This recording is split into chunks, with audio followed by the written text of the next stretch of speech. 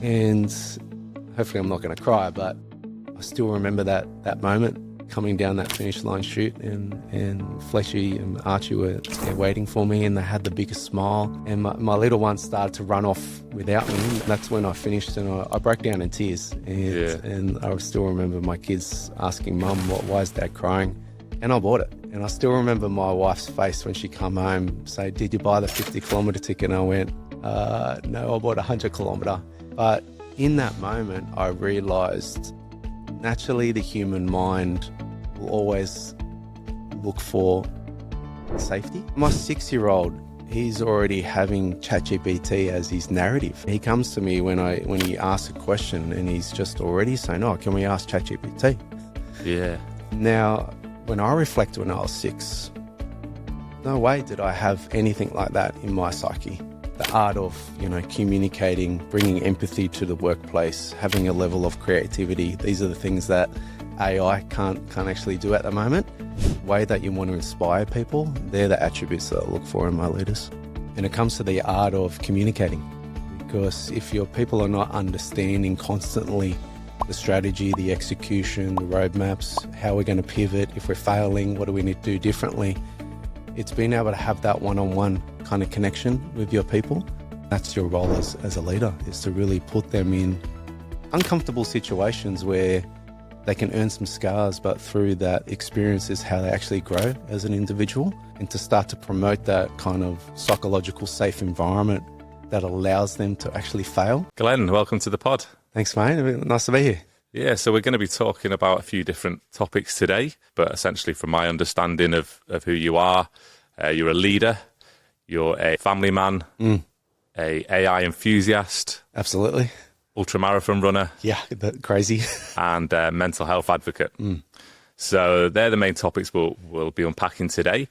But first of all, if you want to sort of introduce yourself, maybe how you got into leadership in the first place, and what you've been doing more recently. Yeah, no, it's again, thanks for bringing me on today. And yeah, I've been in technology for a large part of my career, largely in technology services, running huge operational functions, running transformation activities.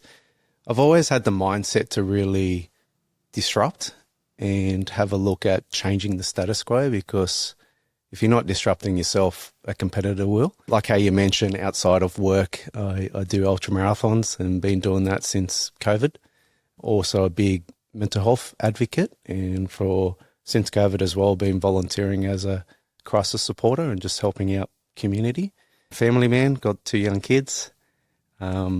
And yeah, and how I got into leadership was, I think I've always, the tech is the tech. I've always just found that, but the people side, I've always been drawn to, just how to get the best out of people. So I was naturally just drawn to that.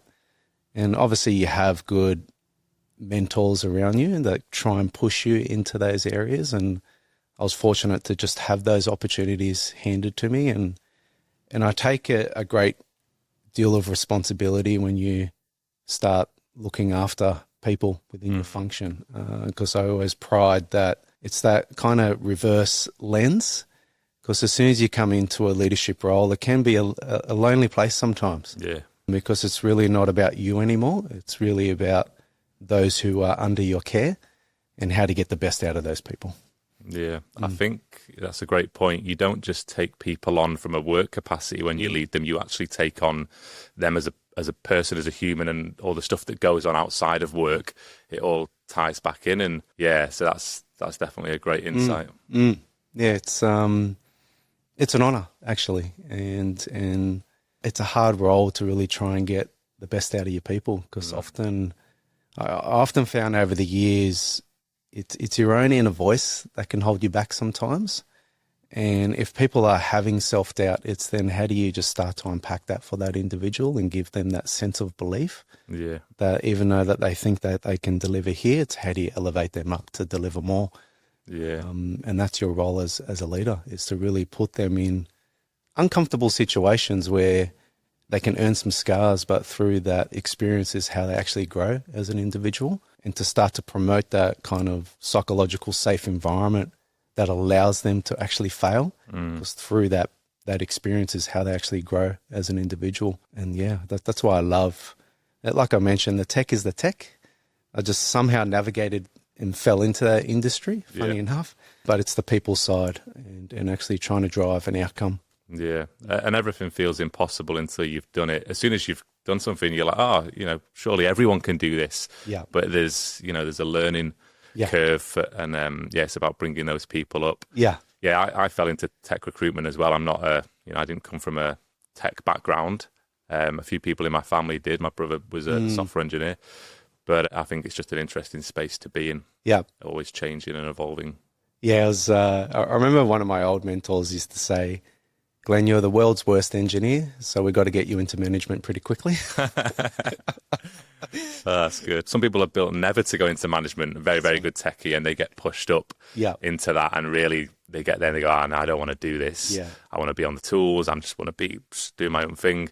And then there's other people, like you mentioned, maybe aren't the best, like the top level individual contributor, but, heck of a leader. So I definitely can relate to that as well from a recruitment perspective. And also, I guess from a scale point of view, this is something that interests me with leadership is, we all remember the first person that you're leading or mentoring, and just like how frustrating it can be sometimes to try and get that person up to speed. And then you sort of go, well, I think it puts a lot of people off leadership because it is hard. Sometimes it's like, oh, well, I know how to do this myself. It's easier if I just do this myself. So to go from mentoring one person to 5 to 10 to, I think 300 was the last number. And I appreciate, not every single one of them would have reported directly into you, but the responsibility of that many people. And how do you look at leadership going from sort of 1 to 300 to scale? It's hard, but there's ways that you do that, right? So my leadership kind of philosophy is leading with purpose, and you got to communicate what that purpose is, so your people can go along that journey with you.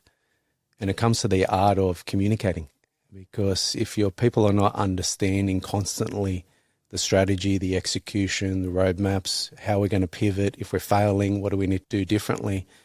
It's being able to have that one-on-one kind of connection with your people, and you've got to constantly be changing hearts and minds, because if you're not creating an environment for your people to wake up with a sense of purpose and to actually believe in what they're doing, and to know that, we have a sense of responsibility to leave this place better than what we found it. And you just have to now do that at scale. So that comes to, holding all hands calls, whether it's open mic sessions. So every fortnight I connect with everyone in my function, and people can just ask any question. And I try and be as open and honest as I can. And be vulnerable as well. Be clear with your people on where we feel that we're not doing well on, and where we need to change, and how we need to do it rapidly. Obviously, with your direct reports, you're obviously having constantly one-on-one conversations. But mostly that's not more about work. It's more connecting with them individually to understand what do they want in their workplace, and where do they want to go in a career. Because obviously you have your operational meetings and your forums, but your one-on-one, it's all about them as a person, and not about what we're trying to do today. So it's always just being an open door policy, connecting with your people, inspiring them, and giving them that sense of purpose, knowing that their contribution is actually helping to the broader plan. And with that, when you're going through a recruitment process, when you're actually looking to bring on and build these teams, that's a big challenge as well for a lot of companies. We're going through it at the moment. We're scaling, and really, if you hire an A player, it's a game changer for your team and for your business. But if you get it wrong, that's can be detrimental as well. Would you say that you hire based on the time with that, with the values of the person then, or what would you use as a gauge? Yeah, it's trying to find the right balance in your function. Everyone's got strengths, weaknesses. I rather call it attributes, and everyone brings something different to the table. Yeah. So having that diversity within your function is actually what promotes innovation. But also recruitment's hard. You can only get to know someone within an hour. So sometimes you do have to make a punt and be prepared that if that individual doesn't work out, then having that conversation with them, because there's only so much you can know within that. So true. Within that process, but being vulnerable enough to know that I actually got that one wrong. Yeah. But that's why you've got probation periods, but you really want to make sure that person is set up for success. But the things that I look for is individuals who bring a spark, who actually want to make the place different, because I'm always about changing the status quo and disrupting everything. And it comes with a certain mindset to be able to do that. And people need to have critical thinking. Yeah. Because I think these are the skill sets that are going to set people up for success going forward, especially with AI wave that's coming. The art of, communicating, bringing empathy to the workplace, having a level of creativity. These are the things that AI can't actually do at the moment. But having that that purpose that you bring to the organization, to the way that you want to inspire people, they're the attributes that I look for in my leaders. Yeah, okay. With the critical thinking, every single leader that I've spoken with in tech this year, apart from one, has said critical thinking is the thing that they hire for, that's important to have as a skill for your kids growing up and for when they get into the workplace.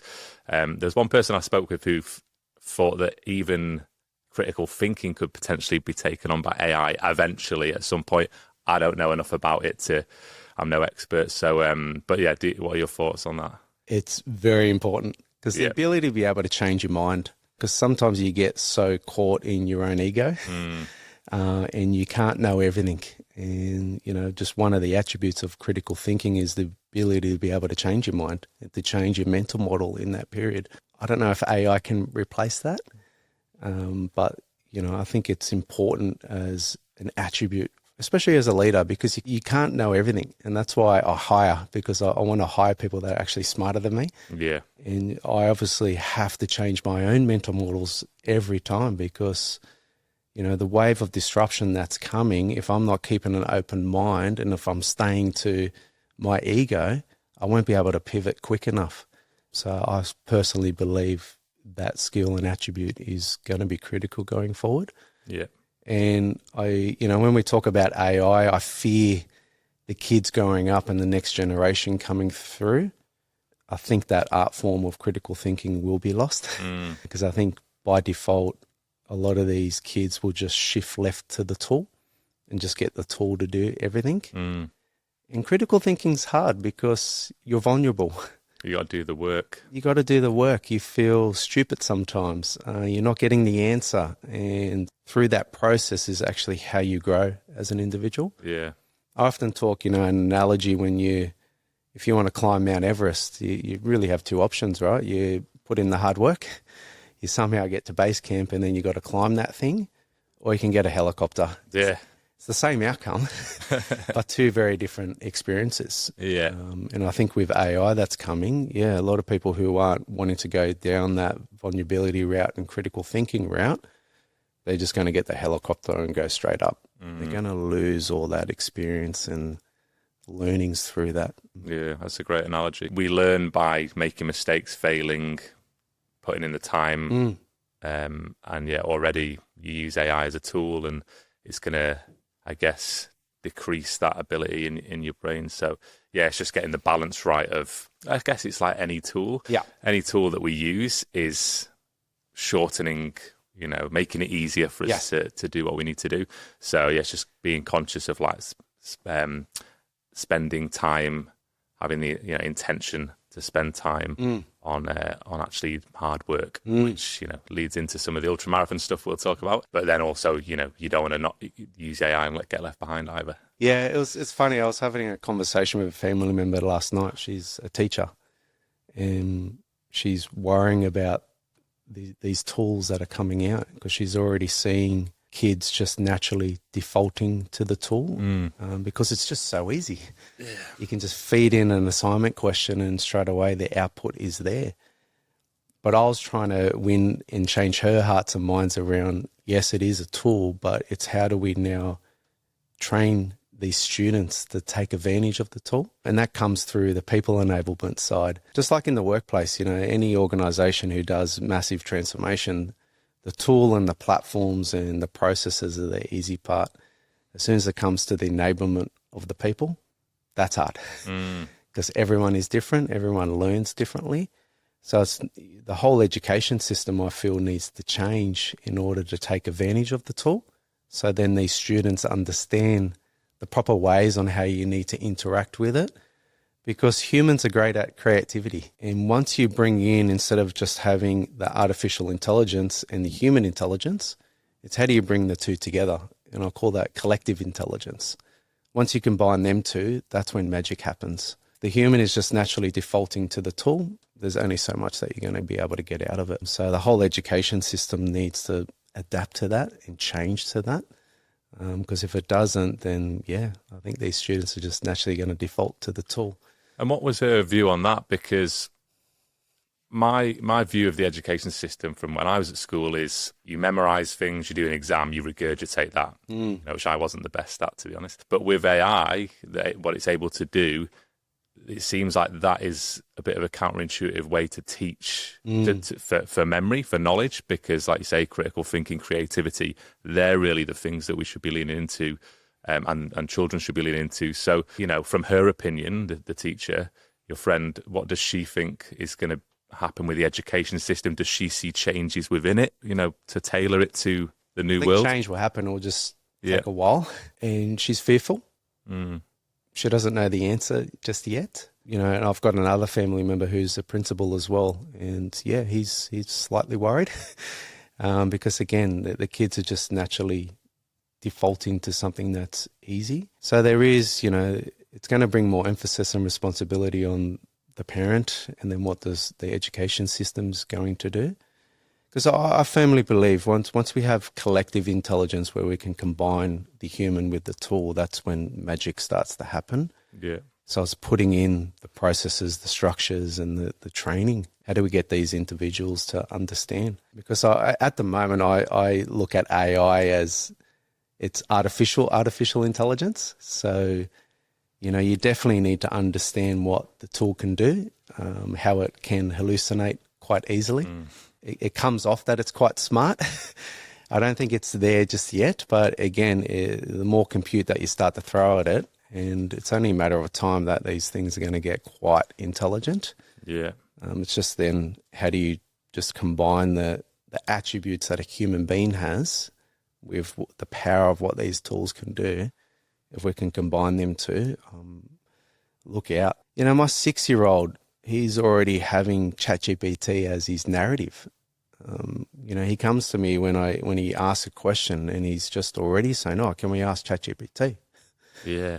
Now, when I reflect when I was 6, no way did I have anything like that in my psyche. Yeah. We didn't have those tools.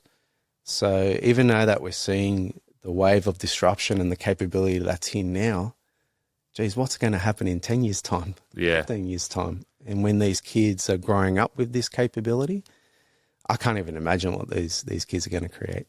It's going to be crazy. You mentioned creativity, and that is a key one. I watched an interview years ago, maybe 5 or 6 years ago, with Naval Ravikant, and his view, again, is a little bit of a counterintuitive to popular belief, but he, how people are like, there's creatives, I'm a creative person. His view is that we're all creative, but we don't all have the luxury of the time to sit there, let yourself be bored and create, because we're rushing around. We fill our days full of things. We've got to go to work. We've got to go to the shop. We've got to do this. We've got to do that, school run. So, but if all of us, if every human just sat there and did nothing, they probably would be able to create after, and come up with some things that would even shock themselves.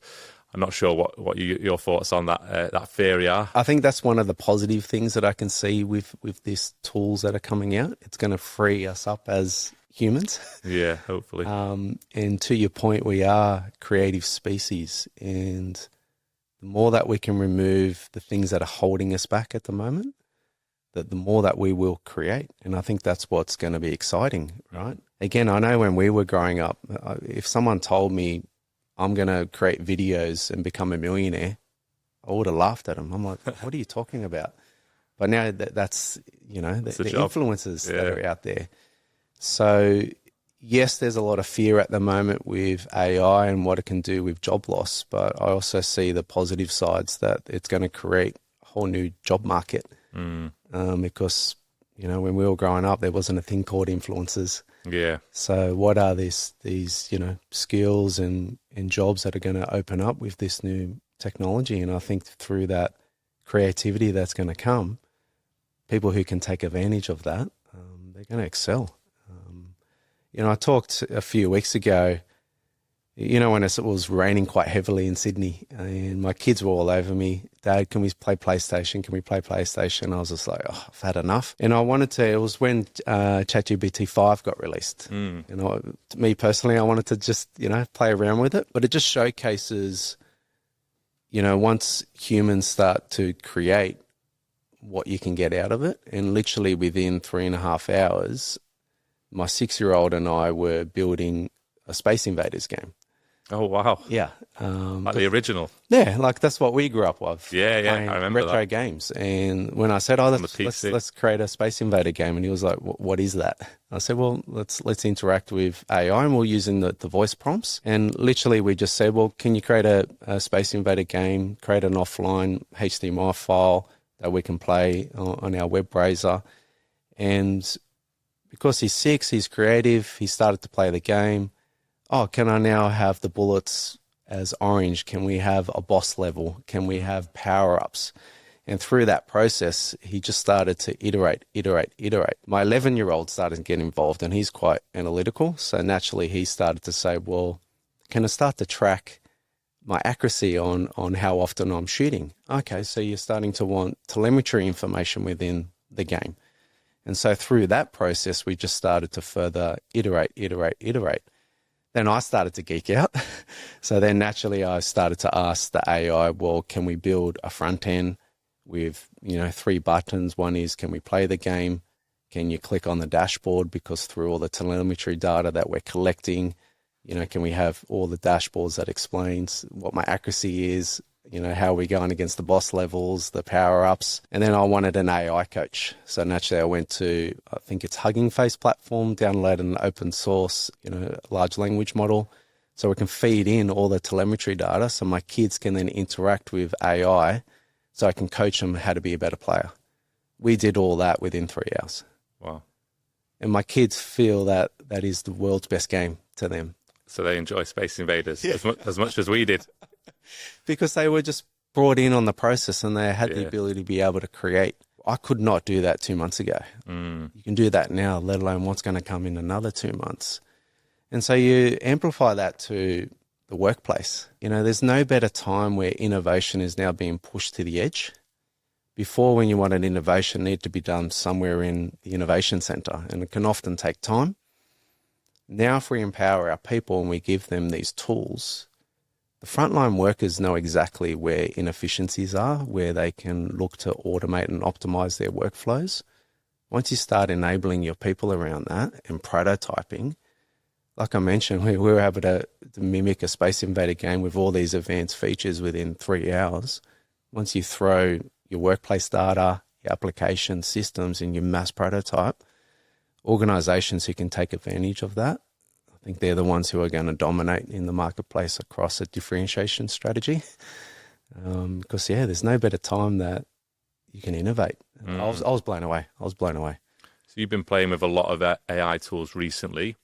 Is there anything that you've learned you didn't think about before that maybe you could pass on to people listening? Or is there any particular apps or platforms that you've been using that you would advocate for? I think I try them all. And it's often, I sometimes get stressed out with how fast this thing is moving and how to stay on top of it all. Because every day there's new capability getting released. That's just blowing my mind away. And it is hard to try and keep on top of it. So I just try and stay at 1,000-foot view to keep across all the industry trends and what's happening. There's heaps of good podcasts out there, like the AI Daily Brief, just gives a 20-minute snapshot on all the latest things that are happening every day. Because, every day there's so much capability that's coming out that's just blowing my mind. And yes, because I'm a creative person and I need to lean in first as a leader to understand. And once I start to understand, it opens up my creative juices to then work out how do you then start to apply this across the workplace. To me, I just have a look at everything that I do within my role and then how can I leverage these tools? Not to default to the tool all the time, because like I mentioned, it's the collective intelligence. How do I combine myself with the tool to get the best outcome? And my recommendation with people, if you haven't taken the leap, you need to take the leap today. And one way to do that in the workplace is just pull out your job description. Have a look at all the tasks and deliverables and outcomes that you need to deliver. Pick out one line and then have a look at a tool that can help deliver on that. You can't hide under a rug at the moment, because I fear if you start hiding with this wave of disruption that's coming, you're going to be left behind.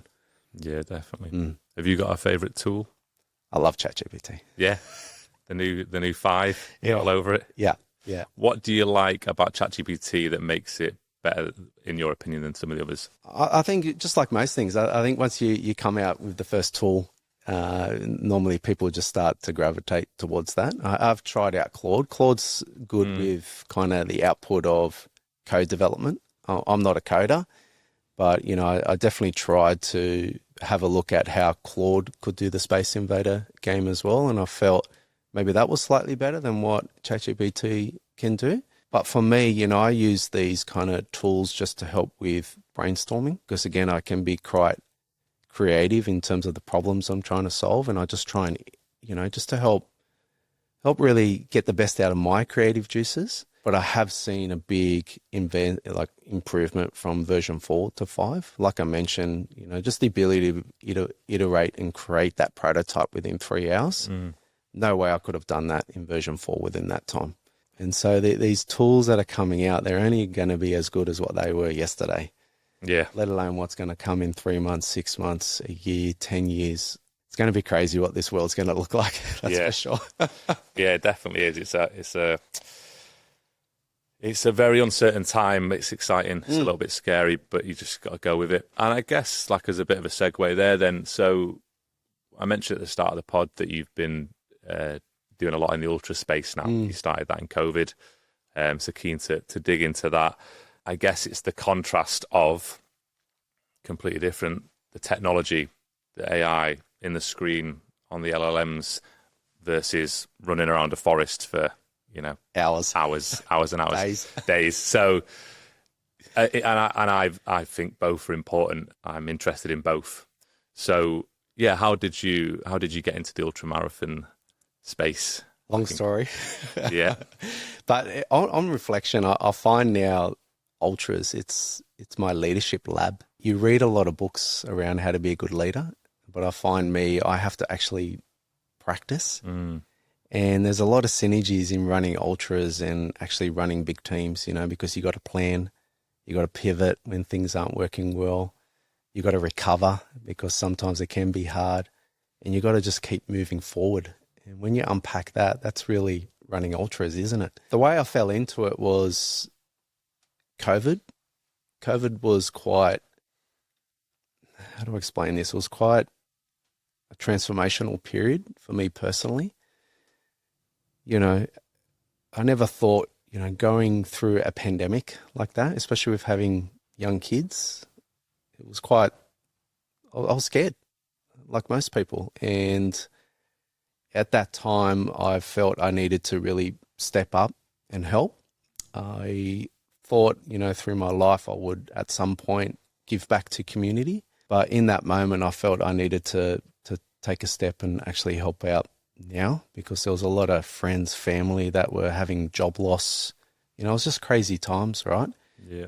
And for me personally, I was probably a little unhealthy. I was, slightly overweight. I was sporty growing up. But naturally, when you have kids, pride is just making sure that they're getting the love and care. And it was a time that really changed my life for the better. And I started to volunteer for a known charity group with crisis support. And through that experience, they they really empower you around this thing called self-care. I understood kind of what the term was, but didn't really quite understand what it meant. And so naturally through that, when you're listening to so much trauma and helping people through that experience, I needed a way to be able to separate. And I started to run. And I still remember, what was it, 4 or 5 years ago, running my first kilometre. My shins were on fire. I couldn't breathe. And I walked home. What was the furthest that you'd run before you ran your first ultra? And what was the distance of the first ultra that you did? First one was 100 kilometres. Yeah. Which one was that? That was the Blue Mountains. So ETA 100. yeah, I didn't realise that was the second biggest kind of race in the world because I had no idea about this sport. And, when I started to run, I just naturally, I think I ran my first marathon within 5 months. And through that experience, it was hard because your whole body starts to transform. I was in pain every day. And then my brother-in-law, he was running a few ultras and he says, oh, now that you've done a marathon, why don't you come to an ultra? And I was like, what are you talking about? What is that? And he goes, oh, there's this race in the Blue Mountains. Just sign up. And I learned a very big, important life lesson through that because I thought I would jump on the website and purchase a 50-kilometre ticket because naturally I thought that's the next stage. I've run 42 Ks. Why don't I go do 50 kilometres? I literally jumped on the website and it was already sold out within 3 minutes. And I was like, what is this? Who are these people doing these things and why are the tickets already sold out? And in that moment, I literally sat there for 10 minutes and thought, wow, there's a 100-kilometre ticket available. Am I going to do this? And I still remember that moment, just sitting there for 10 minutes, just contemplating, am I going to buy this thing? And I bought it. And I still remember my wife's face when she come home, say, did you buy the 50-kilometre ticket? And I went, no, I bought a 100-kilometre. And she called me an idiot. But in that moment, I realized naturally the human mind will always look for safety. And doesn't want to be in an environment where you're so uncomfortable.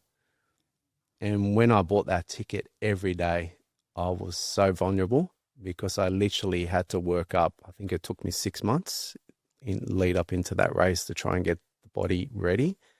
And the longest I ever ran in that training was 35 kilometers off-road. And through that period, I had to make myself accountable, and I started to raise funds for Lifeline Australia. It was really just more designed so I can make myself accountable. So every morning when I wake up at 5 o'clock to go running, I have to go running because I'm telling the world I'm running this thing. It's out there. Yeah. No going back. Yeah. So it was quite a life-changing moment for me. And still to this day, I don't think I'm a runner. I've never done this because I don't actually like running. Yeah. I don't think many people do they? No, yeah. Surely not. Waking up at 5 and doing these crazy runs. But I've realized now that this is my leadership lab because there's so many transferable skills that I learned from running this sport because it is the most physically and mentally challenging thing I've ever come across. And so how do you take those skills into the workplace? Because when you're setting big strategic objectives and how you're trying to transform an organization and get your people on that journey, it's never about, I often still think running 100 Ks is so foreign. And I never think about it, but it's always, what are you going to do? What's the daily habits that you're doing every day that allows you to achieve that goal? And that's the cadence that you're trying to introduce into the workplace, into your team. Yes, every year you plan, what are the big step changes we're going to do? And they want to set objectives here as a leader. No, we're going here. And naturally they think it's going to be impossible, but how do you give them the confidence that, no, let's start to break this down. What are we doing every day that allows us to achieve that goal? Don't worry about the end goal. It's too far. It's still so foreign in the mindset. But yeah, ultras it's changed my life for the better because it is hard. And yeah, somehow I managed to finish that first 100-kilometer race. It took me 17 and a half hours. I still remember getting to that 35-kilometer mark going, oh, wow, I've got no idea what's going to happen now, because that was the furthest I ran during That's when it training. gets exciting, though, right? Yeah, yeah, and that's where I learned, it's the mind, physically, as long as you're not injured, where you often finish these races, it's because you just mentally give up, Yeah. and your mental mind takes you into some dark places, because it's designed to try and bring safety, because it knows you're in a lot of pain and discomfort. So naturally it just wants you to stop. Yeah. So how do you just overcome that inner voice to just keep going? And, through that experience, I did that first 100 Ks, and it just only, I think within 2 years, I was ranked in the top 5% of the world Oh, wow. for a sport that I still don't even think I'm a runner. That's huge. But I do these events simply because, for 24 hours, I just need to remind myself that life can be hard, Yeah. and it's the ability to bring my own mental resiliency, because you get perspective when you help on these phones and you're hearing about the struggles that people go through, and we're all going to have struggles in life, whether it's a family member who's sick, whether it's job loss, it can be anything. Everyone still needs the ability to have some mental resiliency to get through those difficult times. And that's why I do this sport. It's just for 24 hours, you get a choice. Are you going to keep going or give up? And that's life, really. Pretty much. Yeah. Yeah. It's interesting. One of the things I've found interesting with the ultra versus a more like traditional running a marathon, running a 10K, is if you run a marathon, everyone wants to know, what was your time? Oh, was it sub 4? Was it sub 3? Yeah. And it's all about like how fast you can get this done. Whereas with the ultras, with a 100K race, because I did the same race in 2022, Yeah. people can't fathom, unless you've done it, most people who haven't done it can't fathom running a 100K. It's not something that you really think about or put into how long it should or shouldn't take. So no one really cares how fast you did it. In fact, there's probably more respect if you're out there for longer, because you were going through the pain for longer. That's right. It's a completely different shift. I feel like the community is very different as well. Very different. Because as you mentioned, to run around a forest all day and all night, and maybe all day again, it's not for everyone. Yeah. A lot of the people who do very well at it, I think, are quite introverted. Some of the top people as well. So, it's really interesting. And some of the stuff you've learned. Yeah, it's an important point you raised. I have seen runners, especially in the ultra scene, who definitely look at times. Unless you're an elite athlete, and I'm definitely not an elite athlete. I don't do this full time. Yes, they're looking for times because they're looking for top 10 finishes and the kudos. Other athletes, yes, they are looking for a time, and they might be very disappointed that they don't get that time, and that can stay with you for a long time. Yeah. That disappointment. And for me, I only look at time simply to help with logistics. Yeah. Because as you know, running 100 kilometers, you will have various checkpoints along the course. So I try and gauge how often or how long it's going to take me to get to those checkpoints, because you do need to carry your nutrition and water with you. But I'm never in it for the experience of getting a certain time. I'm in it for the actual experience. The survival. Getting through it. Yeah, and the troubleshooting, because, your body starts to ache at 30 odd Ks. And it's actually wanting to get into that pain cave, because that's when you start to discover yourself. And because, to your point, when you're deep bush, and depending on where you are in the pack, you might not see someone for 2 hours. Yeah. So the ability to be able to motivate yourself through those dark times, because no one's out there to save you. No one's out there to come and give you a big warm cuddle and say everything's going to be okay.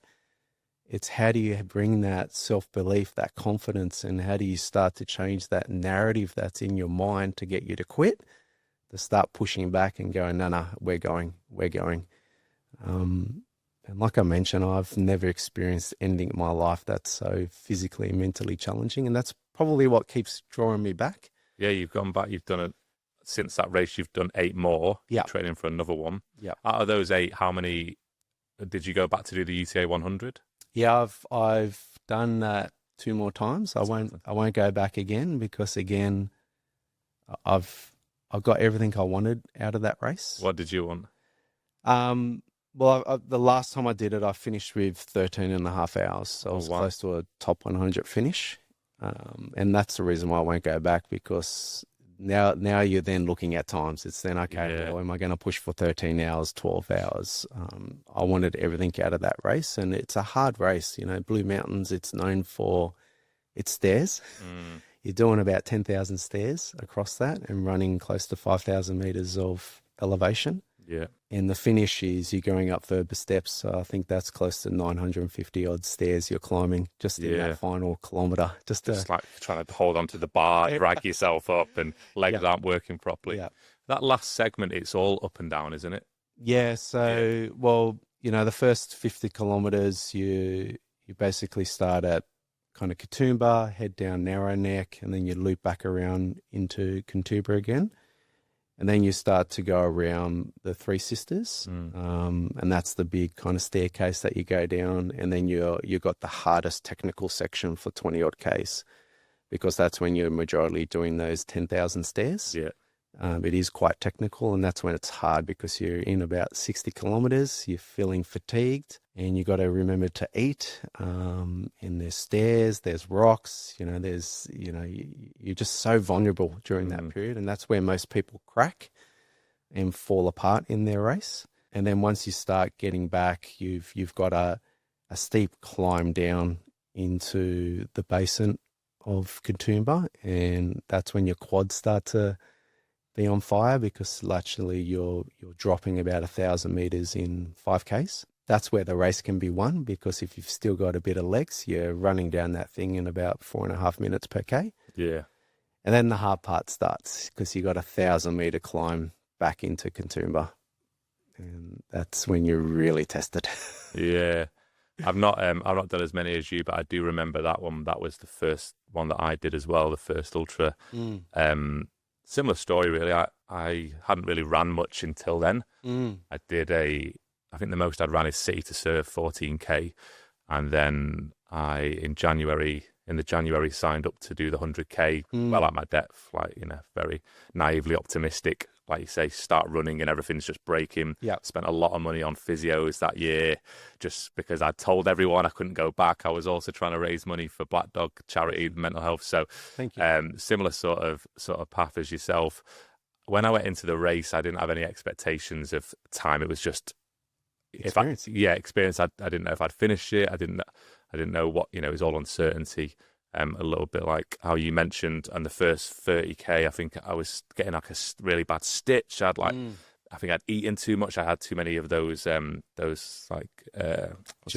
Yeah, the gels and the drinks. I'm trying to remember. Tailwind. Yep. Like I'd sort of overdosed on Tailwind, gone too much, front loaded it.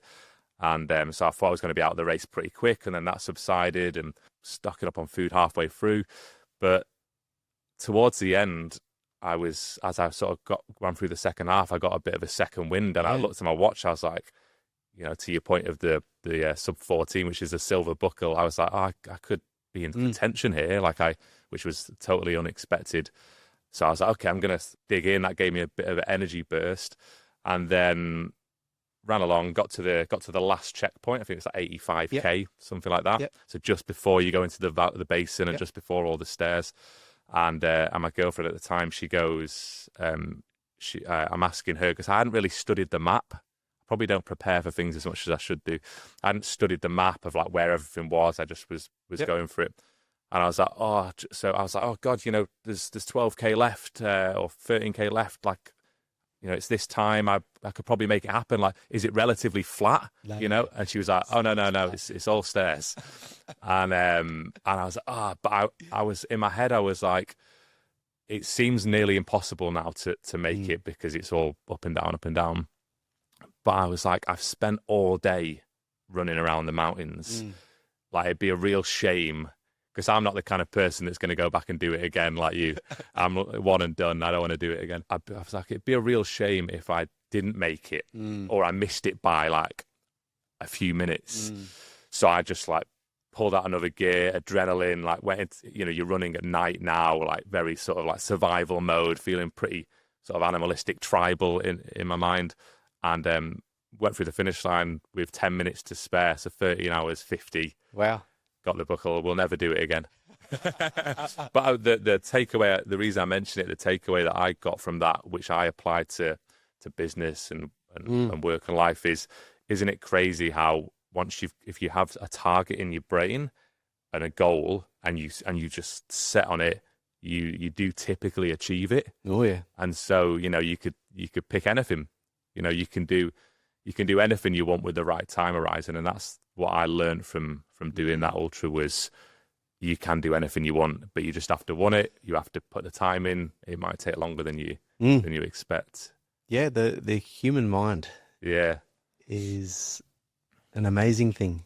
If I reflect on that specific race, that first 50Ks was a challenge for me, simply because I didn't have the greatest taper. So my body just wasn't responding well to adapt to within that period. And I remember when I started that race, I was having a lot of hot and cold sweats, and my body temperature just wasn't regulating, and every kilometer felt like 2 kilometers. And they often say when you get to halfway point, especially if you wanted a sub 14 hour, you really need to be there by 7.5 hours. And I came in after that, and I was thinking, wow, this is going to be a long race, but something just clicked. It was probably something that my wife said to me, because, as you know, when you're running these long distances, all you have is the conversation that's going on in your mind, and something just come over me. And that back half of the race, I actually negative split. So I ran faster than what I did in the first 50 kilometers. But it's just a testament to, once the human mind starts to believe, it just takes over the body. Yeah. And amazing things can happen. It's like we're doing this, like this, get on board, and the body has to follow suit. Yeah. And that's what keeps drawing me back to the sport. The longest I've ran was 100 miles. So that was down at Kosciuszko. I think that course was 168 kilometers. It was at a period we're actually running in December, and it was still snowing, because that's where kind of the snow fields are. And I never thought I thought I'd have to be racing in Europe to be experiencing running in snow. And that specific race, it was hard. It was probably the hardest thing I've ever done, because that was a 24-hour run. Yeah. So what was that? Because I've never done that distance in one day. So was it sleep deprivation? That's what I think it. When it comes to 100 miles, I put it to it's a race of your mind and nutrition. Nutrition, yeah. What did Ross Esley say? It's not a running competition; it's an eating competition. It is, because at some stage your stomach starts to turn, because you train your gut to really consume about 80 grams of carbs an hour, and you're drinking, depending on the conditions, 500 mils of water an hour. So you're consuming 7 to 10 liters within that race. Crazy. You're consuming, again, probably over a kilogram of just carbs. And so it's the ability to be able to just keep that fuel going in, because the carbs is the fuel to the fire. And it's just how long can you keep that fuel going, because, these products can be so sweet. And so, but that's what I love. It's the troubleshooting. It's knowing it's never going to go smoothly, is it? Never going to go smoothly. And my reflection on that race was, I had a lot of vulnerability, because I again didn't think, how am I going to run this thing? Like 160 odd Ks, like that's a lot. Yeah. And there's a lot of planning that goes into kind of construct your race plan, because again, it comes to, how much do you need to pack to get to each checkpoint? And because the conditions were so bad, they rerouted the course. So the start line was meant to be at Thredbo, but they had to push us to the back of Ayrshire. Okay. So 24 hours prior to that, I had a lot of anxiety. So it changed the map. Because the whole course changed. And so your whole kind of approach to nutrition planning needed to change. And trying to do that the night before, when you're wanting to be calm and relaxed, it just sets your senses off. Naturally, I woke up slightly late, and because it was about an hour drive to get there. And when I got there, the conditions were terrible. It was sub 5 kind of. It's snowing. Yep, it was snowing.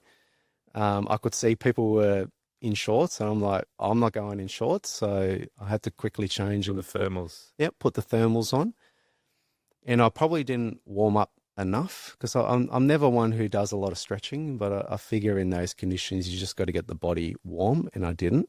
And the hardest part for me was I didn't actually think I would get to the first checkpoint because my right hip flexor started to get so tight. And I remember when I started running that first section, I was up against a tree just trying to stretch my leg out. And that's where the mental battle starts, because thinking I'm going to run 160 odd Ks and I don't actually think I'm going to get to the first checkpoint because my right hip flexor is just so tight. And I know that's going to then start to compound the issue because my running gait will start to go out. And once that starts to go out, hips, your knees, It's a knock-on effect. it's a knock-on effect. And that was the mental battle that I had within the first 5 kilometers, Jeez. 24-hour kind of run. That's a long day at the office ahead. It's a long day. But just the crazy things that happen, I remember when I got to the second last checkpoint, so that would have been at 120 Ks, I thought I had a rock in my foot in the shoe. And so I asked my dad and my wife, can you just get the rock out? Long story short, it wasn't a rock. It was just a massive blister that was starting to form. And they said, okay, let's tape it up. And I went, no. Because it started to change the narrative in my mind to not concentrate on my hip anymore. And now I can focus on something else. Yeah. So you're just mentally looking for anything you can cling on to that just gets you out of the sort of pain and boredom of the repetition. Yeah. Because the way I explain when people ask me what's it feel like running these things, it's the mental noise that's the hardest. So like when you have a cold shower or jump into an ice bath, it's that crazy mental noise that starts to amplify in your mind to get out. Like it's so cold, we got to get out. It's that for 24 hours because your mind is trying to get you to stop because you're in so much pain and discomfort. But that's where you grow as an individual, is being able to combat that noise because the human mind always wants comfort, Easy route. distraction, and being able to front that and be vulnerable in that period. That's why it's so often when I finish these races, I break down in tears. Yeah. Maybe because my kids are there. Yeah, I bet that makes and they get to experience that because I do hang all my medals up in the lounge room, and my 7-year-old still talks about that event. Hopefully I don't tear up because these things can be quite emotional. And just having your family there and having your young kids seeing kind of anything is possible, and hopefully that gets the spark alight in them. Yeah. And when they grow up and whatever they want to achieve in life, it comes back to, as long as you've got the self-drive and the discipline, you can achieve anything. Yeah. That's why when people say to me, I can't run, I can't achieve this at work, I debate them. Yeah. And say, no, it's what's happening. It's a limiting belief. Yeah. It's a glass ceiling. Yeah, I think, I learned a lot of that from the ultra stuff. Probably one of the biggest takeaways is anything is possible. Everything seems impossible until you've done it. As soon as you've done something, I don't know what you're like, but I sort of like cast it off like it was nothing and I'm looking for something else to do. I like to do things similar to yourself, but there's a chance I could fail. I don't like to sign up to something if I'm going to find it easy or, I've got a good chance of doing well, which sounds a little bit crazy, but I like the idea of doing something that I might fail and then seeing how I react to that as well. And then so with the other races then, you've done you've done UTAE 100 3 times. Yep. You COSI 100 miler. 100 miler. What else? I've gone to Brisbane, did their, what did they call that, Brizzy 115. I've done a few 50-kilometre races. And this November, I'm going back to Kosciuszko to do, I thought I'll go do a shorter distance and go do the 100 Ks. So, yeah, okay. But unfortunately, in 2023, around summertime, that's when I had my first major setback. So I fractured my foot. Oh, And that was hard because I was actually inspired by my brother-in-law because, when we're in COVID, you're in lockdown mode and he was training for an ultra. I think he wanted to go to New Zealand at the time and do their event. And he was in peak fitness. And so, when you're getting forced into lockdown, it's hard, right? When you've been training so long and you just want to go test yourself. And so he literally drew a map around Northern Beaches LGA, which turned out to be 140 Ks. And he ran that thing by himself. And it's a solo run, and you have, support throughout the day with your crew. And I was inspired by that. And so I was trying to do, and him and I are quite competitive with each other. So I thought I want to do it just to beat his time. And I was training quite hard to do that. And I found out 3 days before I was going to crack that thing that I was running on a fractured foot for about a month. Stress fracture? Yeah. Yeah. And that's the challenge. In a boot? Yeah, in a boot for 6 weeks. And that's the challenge with this sport. It's like, walking a tightrope. Yeah. Because I reckon the year before I just put as much strain and load on my body and got through okay. And this time I may have just missed time, a bit of the adding more strain and not recovering quick enough. And I thought it was just basic foot inflammation. Because when you're training for these things, your body is never quite right. The hardest part is actually getting to the start line. Once you get to the start line, that's just, if you finish, that's the cherry on the cake. Because where I learn the most is actually during the training aspect, because it's hard. Your body just gets smashed. But yeah, that was my first kind of major setback, and it was hard, because you train for 16 weeks in the lead up to this. You have to sacrifice a lot. I tend to not drink during that period because I'm trying to maximize deep sleep. Yeah, because it's all about recovering quick. Because training for an event like that, you're probably running 130 to 160 kilometers a week, week after week, week after week. A lot, yeah. It's a lot. But when you're trying to run that event as quick as you can, you need to have that adaptation built into the body. And yeah, it was hard because my running for me is my self-care. Yeah. Because, when I do that volunteering work and helping with people who are experiencing a lot of trauma, I need the ability to be able to process that. And just even for my own mental health, because, when you work in stressful roles, you need an outlet. Yeah. And in running for me, what I worked out was my self-care. A lot of people ask me, come running with us. Why don't you create a running club?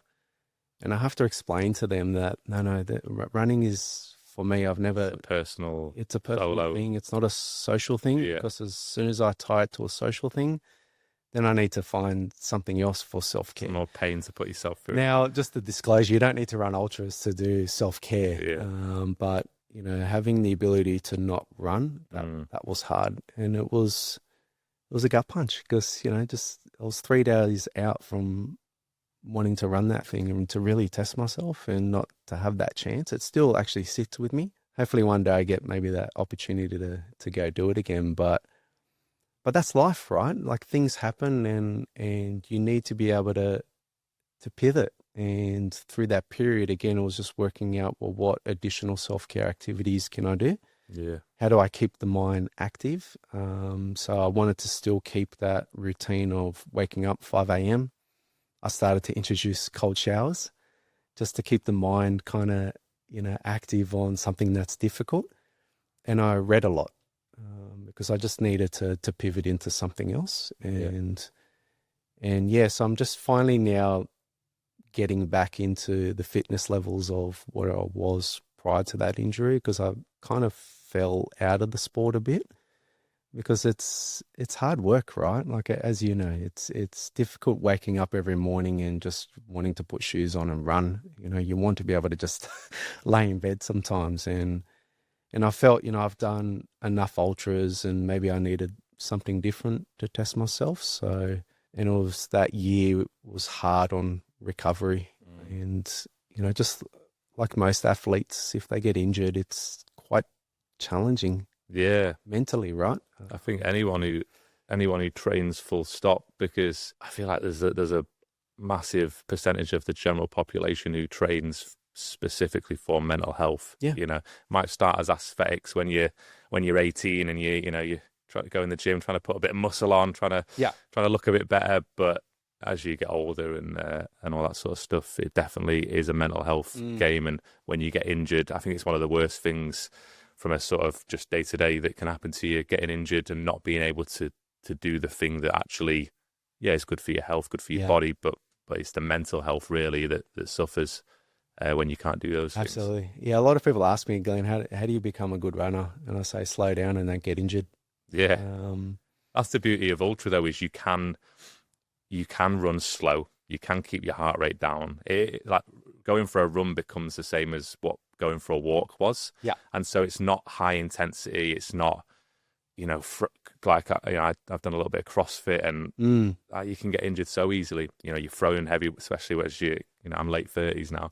You're throwing weights around. You're doing high intensity, and I still enjoy that stuff. But when I was doing a lot of the ultra training, it was, things hurt and ache, and it's a different kind of thing. But you can still get out and you can recover, because you're doing more, but not as hard. Yeah. Yeah, and I think when I started to take up the sport, I did some research, and a key stat that called out to me was 70% of runners get injured every year. I was like, well, why is that? And yes, in that period, trying to run a marathon within 5 months, like that's hard. And that's when I started to get niggles, my hips, my knees. And I really just wanted to try and unpack the sport. And it's never about the running. In fact, I've been doing a weekly LinkedIn series. Chasing start lines, because it's the hardest thing is actually trying to get to the start line. And I realized when people ask me, how do you do this sport? I think it just comes to a lack of education. It's never about the running. When you unpack it, it's about, yes, the physical component. It's about the recovery process. It's the mental training that you need to do. Problem solving. It's the planning and the execution part. And if those things are not being worked on all at once, you're gonna fail, and you're gonna get injured. And that's when I started to really train on what they call heart rate protocol. That's when you start to really slow your runs down, and painfully slow. Yeah, it's actually having running at a conversation pace. And when I started, literally, it took me 10 minutes per K. Now I can comfortably run that same kind of heart rate at 5.5 minutes per K. And that's why it's so counterintuitive. You actually have to slow down in order to get quicker. Yes, you can be fast, but you're just probably not aerobically fit.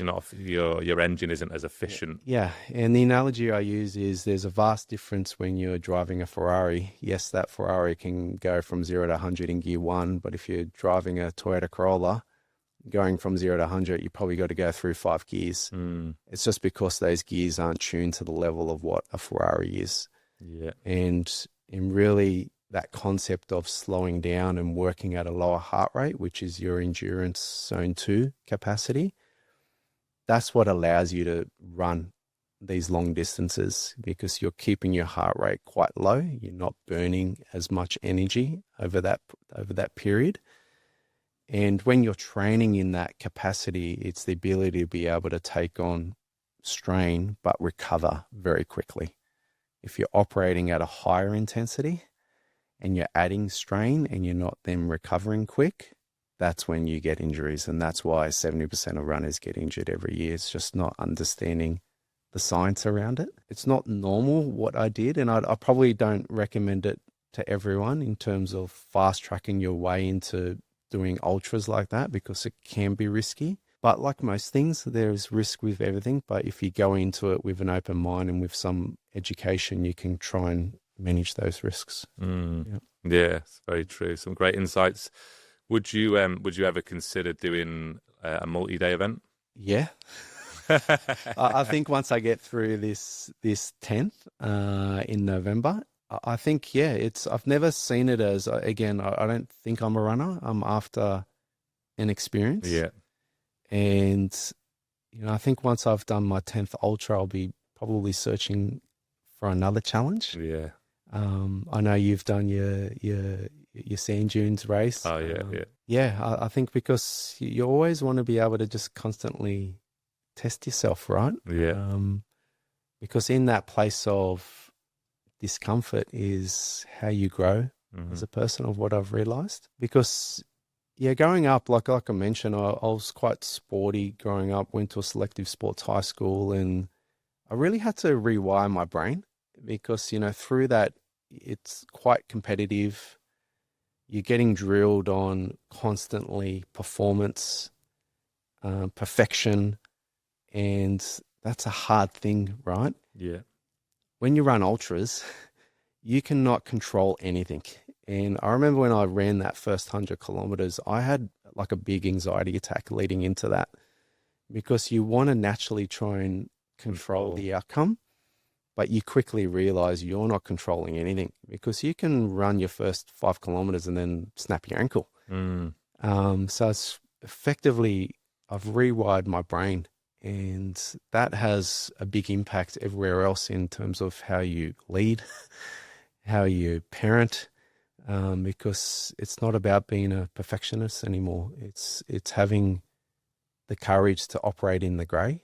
And I felt, being a leader, you're always in the grey, because especially when you're running transformational programs, when you're trying to change the workforce, you're always in the grey. And it's being able to have that confidence and getting your teams to start to lean into that. Because a lot of people want the structure, they want the confidence. But when you're taking these leaps, it's always, who knows what's going to happen, right? Yeah. It is the unknown. There's nowhere. That's why I say, running ultras is my leadership lab. You can read as many books as you want, but until you have it in practice, that's why I often reflect, like, of all people, Mike Tyson, his quote, everyone can have a plan, but until I punch you in the mouth, then what are you going to do? Yeah. And it's so true. People can say they're resilient and they read books on resiliency, but until you get knocked down, what are you going to do? And when you're knocked down, it's hard. When you're helping people on these kind of calls, and I don't think a lot of people can understand how difficult it can be for individuals who just can't get out of bed.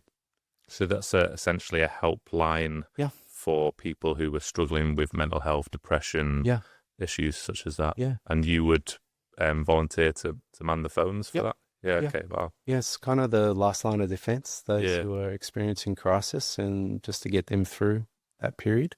Yeah.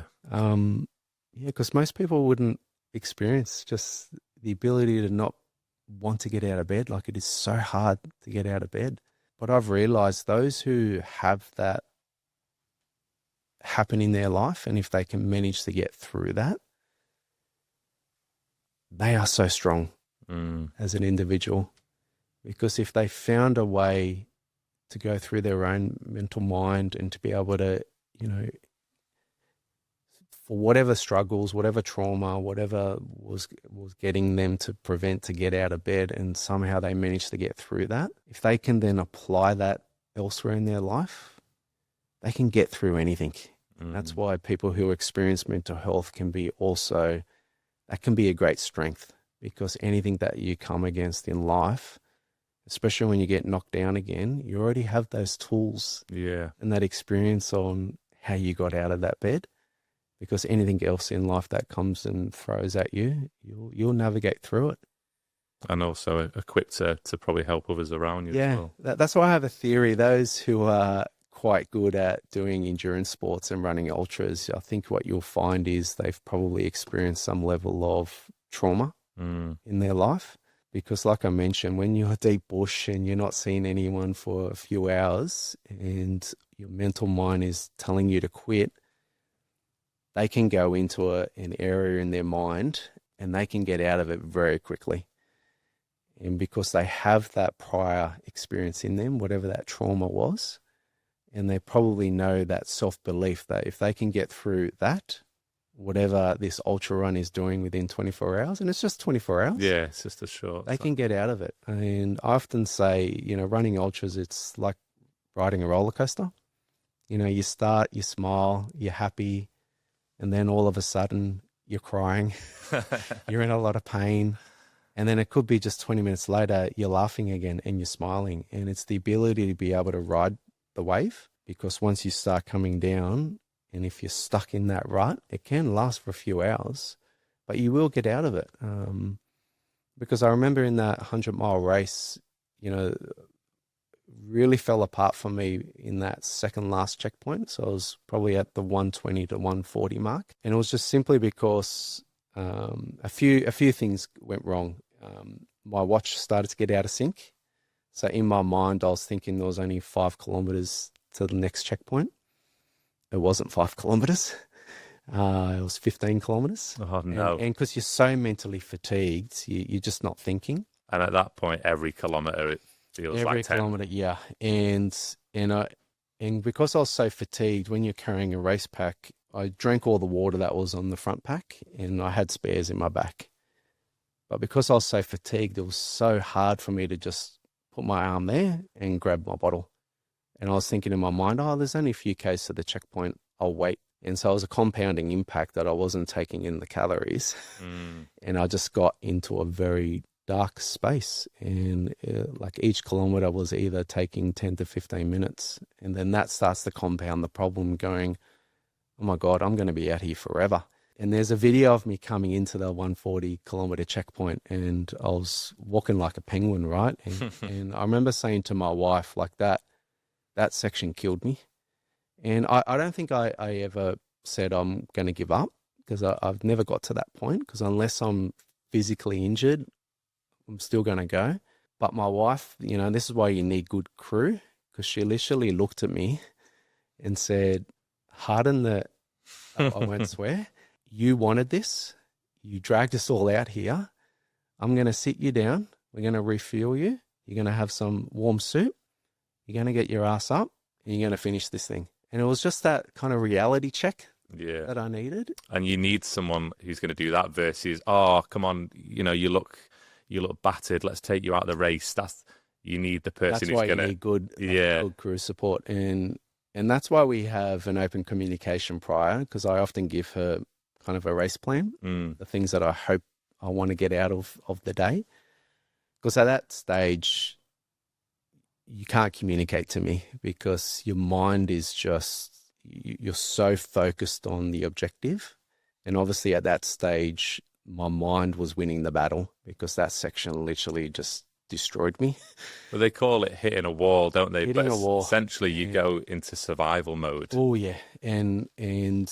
But my wife it was just that little comment, and then me walking out of that checkpoint. And this is the crazy thing about the mental mind. The last 10 kilometers in that event, I ran just as quick as what I did at the start. Now, why? I was 160 Ks in. Just want to get it done. Yeah. But how's that possible? Yeah. But that's what keeps me coming back to this sport, because what else can you do? It's the mental mind. It was just literally at that stage, I was in a negative mindset, and my wife got me into a positive mindset. And because I'm a visual person, once I started to think more positive, I started to visualize the finish line. I knew my 2 boys would be there waiting for me. And that's all I was thinking about, and got me through. Visualizing the finish line and what that looks like and what it feels like. Yep. And hopefully I'm not going to cry, but I still remember that moment, coming down that finish line chute, and Fletchy and Archie were there waiting for me, and they had the biggest smile. And my little one started to run off without me. And naturally at that stage, you're not running very quick, and I had to just say, "Hey, slow down, let's go across the finish line together." But yeah, and that's when I finished, and I broke down in tears. And I still remember my kids asking, "Mum, why is Dad crying?" It was just that overwhelming, that self-belief that you can do anything as long as you put your mind to it, and as long as you can combat that inner voice that tells you that you're not good enough, that that ability to just push through. And that's why there's so many transferable aspects out of this sport that now gets applied in everything that I do across parenting, leading, because it's often your mindset that holds you back. Because, everyone's got a bit of ego. Everyone's got a bit of that lack of confidence sometimes. And that's the role of a leader, is the ability to be able to make that individual better than what they think they can be. Set them up in environments where it's going to be difficult, where they will, I often say, you need to earn scars, because through that experience is how you further develop. And as a leader, I'm going to put you in those situations because I know naturally by default you're going to want comfort, because your mental mind is going to tell you that. But you're going to need someone like my wife who put me into the right frame of mind to allow me to achieve that goal. And that's why, as a leader, if you set that team up, your function up well enough, that's what's going to drive high performance, because you've got to believe in your people. And not only that, they need to believe in themselves. Yeah. Because often they don't. Yeah, and everybody, I think most people would admit they want those skills. They want to be resilient, but, are they willing to put themselves through a bit of a battle to become resilient? Yeah. And, it's every skill set, people want to be patient, but are you willing to sit and wait? Yeah. It's, if you want the skill and you want that attribute, you have to go through the trenches a little bit to get it. Yeah, you get that perspective, especially helping on the phones. I think in today's society, everyone probably loves comfort. Everyone loves distraction, especially with the phones. And again, it comes, how I talked about with training is the physical aspect, there's the mental aspect. If I start to unpack what I do mentally, on all my runs, I don't run with headphones. I don't listen to podcasts. I don't listen to music. It's just more to get myself comfortable with my inner voice. That inner voice that constantly tells you, you might not be able to finish this thing, to be able to push back. And again, when it comes to trying to set big goals as an individual, I've realized it's your inner voice that's going to want comfort, want safety, doesn't want to operate in that gray, because when you're in that gray is when you're vulnerable, is when you're exposed, is when you might fail. And if you don't take and flip that to a positive thing, you're always going to default back to, I want comfort and safety. And every time I've ran these things, I often felt, like I can fail. But again, it's working out techniques to just hold yourself accountable and actually be okay with the failure. Just right now, like how I mentioned, I'm writing a weekly post around, chasing start lines and really unpacking the sport, because a lot of people just keep asking me, how do you run these things? But my little hidden agenda is it's just simply holding myself accountable, because I'm telling everyone I'm running a race because it's hard. Like, I don't want to be waking up at 5 a.m. running. I've often run I'm probably running a marathon in my mind before I even put my first sock on because it's hard, right? Yeah. Yep. But no, there's some great insights from what you've learned ultra running, what you've put then those lessons into leadership, into building and growing teams. So definitely a lot of value there. But yeah, I appreciate you coming in today. It's been genuinely enjoyable conversation, and thanks for popping. Oh, good. I really enjoyed the conversation. Appreciate it. Thank you. Cheers, Cliff.